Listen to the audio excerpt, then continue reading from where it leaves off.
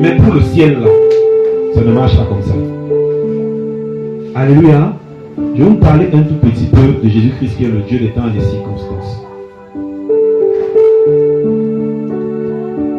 Le but derrière, c'est que tu saches connaître les bienfaits de Dieu et que tu saches lui rendre grâce de façon convenable. Alléluia. Amen.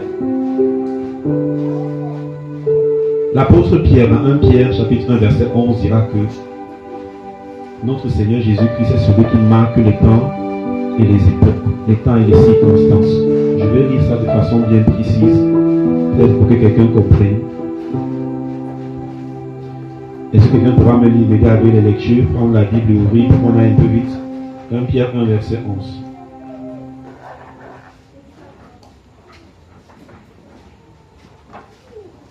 Je voudrais que quelqu'un comprenne quelque chose, que la vie n'est pas un hasard. Alléluia. La vie n'est pas un accident. La vie, ce n'est pas la chance. Contrairement à ce que le monde chante là, ce n'est pas vrai. Alléluia. Il n'y a pas de chance. Il y a Dieu. Alléluia. La chance, ça n'existe pas. Je dis, il y a Dieu. Alléluia. Et il y a sa grâce, c'est tout. Mais la chance, il n'existe pas là-dedans. 1 Pierre 1, verset 11 va nous dire. Lis le verset 10 et le verset 11. 10 et 11.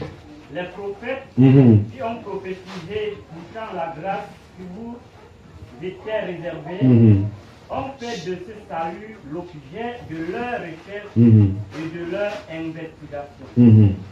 Voulant sonder l'époque et les circonstances marquées par l'esprit de Christ qui était en eux et qui attestait d'avance les souffrances de Christ et la gloire dont elle serait suivie. Amen, amen. Amen.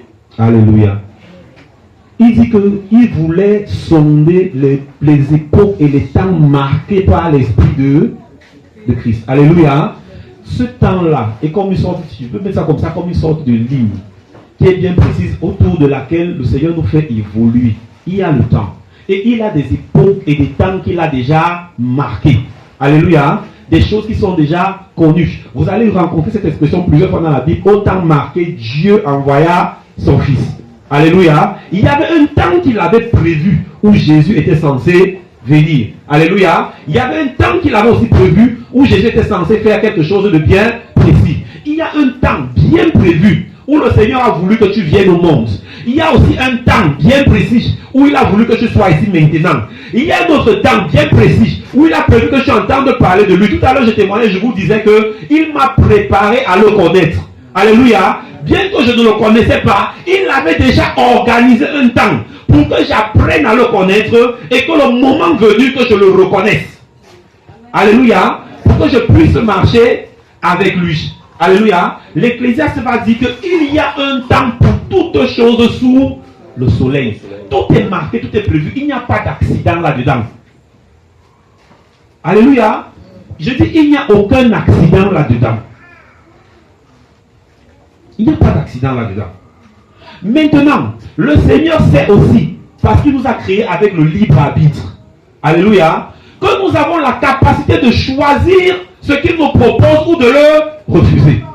Et il connaît exactement ce qui va se passer si on choisit ce qu'il nous propose. Et il connaît aussi ce qui va se passer si on refuse ce qu'il nous propose. Alléluia.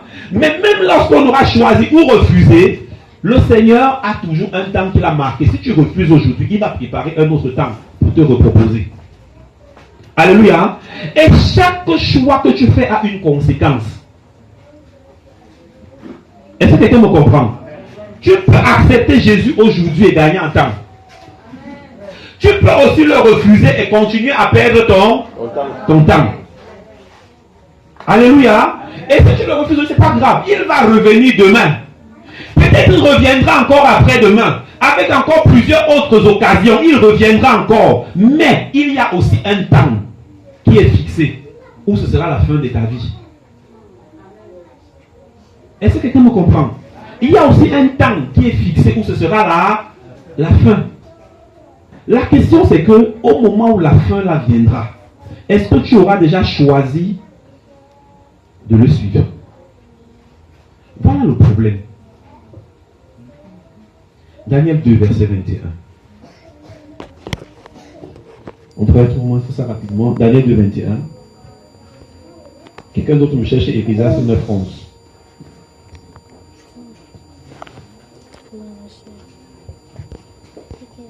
Daniel 2:21, quelqu'un a trouvé déjà? Oui, lis mon frère. Daniel 2, 21, oui. 21. C'est lui qui change les temps et les circonstances. Oui.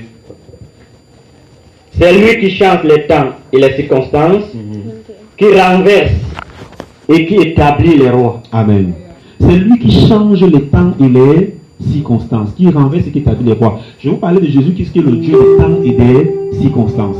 Je parlais tout à l'heure des temps, c'est-à-dire des époques qui sont fixées, précises, connues d'avance par Dieu. Alléluia. On peut proposer des choses, mais il ne change pas seulement les temps, il établit aussi les circonstances. C'est-à-dire qu'il est capable d'organiser des événements pour atteindre un objectif. Est-ce que quelqu'un me comprend? Il peut organiser les événements. Donc quand tu vis quelque chose, ne te dis pas c'est le hasard à peine, non. Dieu organise des événements, parfois pour toi, parfois contre toi. Oui, Dieu peut aussi organiser des choses contre toi, parce qu'il ne veut pas te perdre. Amen.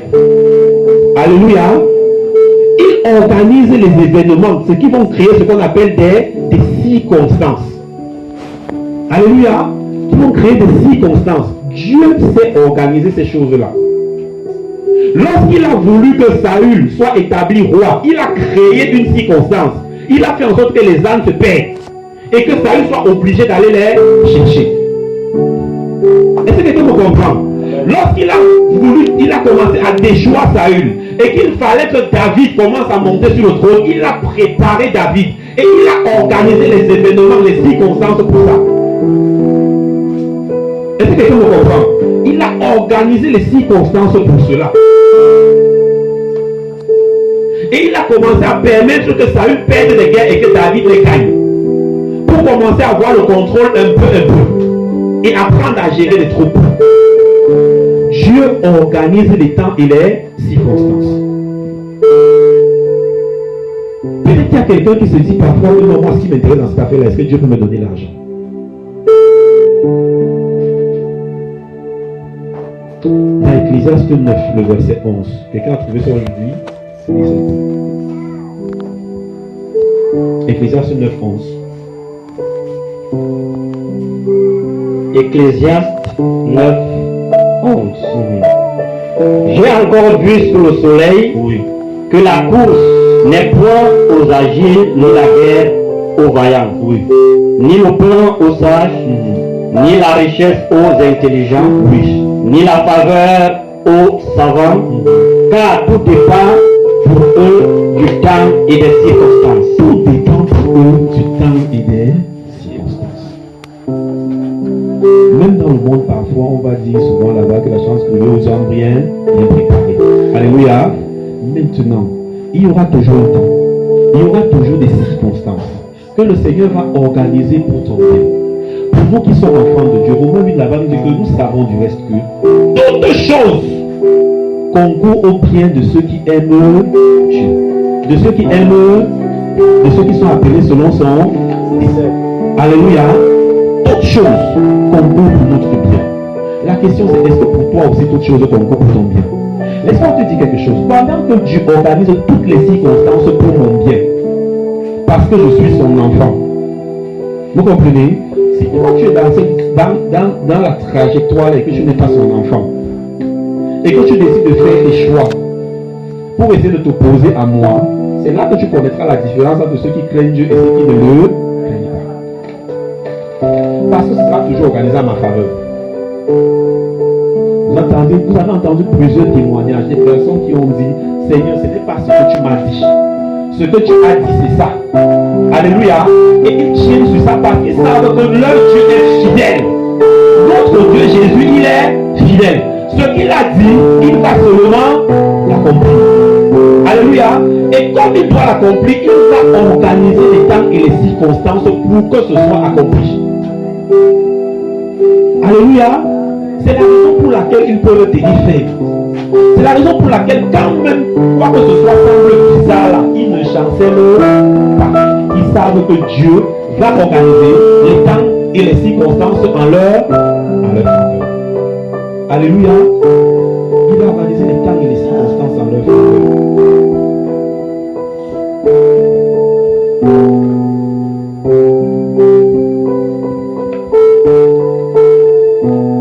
t'entends aujourd'hui. Il y a une circonstance qui a été faite. Pour que tu viennes entendre ce que Jésus est capable de faire. Ressusciter les morts. Faire vivre quelqu'un avec 2 grammes. Écoutez, mon épouse a témoigné, elle nous a parlé des sangs qui manquaient de temps en temps. On disait que est-ce qu'on va la porter sur la brouette. C'est parce qu'il y a un aspect de sa vie qu'elle n'a pas dit. Elle est drépanocytaire, SS. Et généralement, en termes de sang, c'est des cas exceptionnels. Et on va te dire que ce sont que chez eux, il y en a, je crois, des gens qui connaissent ces choses-là mieux que moi, qu'on peut trouver quelqu'un peut-être qui s'en sort à 6 grammes. Mais en temps normal, quelqu'un de normal à 6 grammes, c'est déjà un problème. Mais vous venez d'entendre un témoin qui dit que quelqu'un vivait avec 2 grammes alors qu'il n'est pas drépanocytaire. Et si là tu ne comprends pas qu'il y a un Dieu qui est au ciel et qui contrôle les temps et les circonstances, peut-être tu as un autre problème. Peut-être tu as un autre problème. Et parce que je dis que mon Dieu contrôle les temps et les circonstances, lorsqu'on se soumet à lui, lorsqu'on se donne à lui, il organise les temps et les circonstances en ma faveur. Ressembler pour que ma vie commence à devenir ce qu'il a voulu qu'elle soit depuis qu'il m'a créé. Parce qu'il faut bien le savoir, je ne suis pas le fruit d'un hasard. Tu n'es pas le fruit d'un hasard, bien-aimé. Tu n'es pas tombé sur cette terre par accident.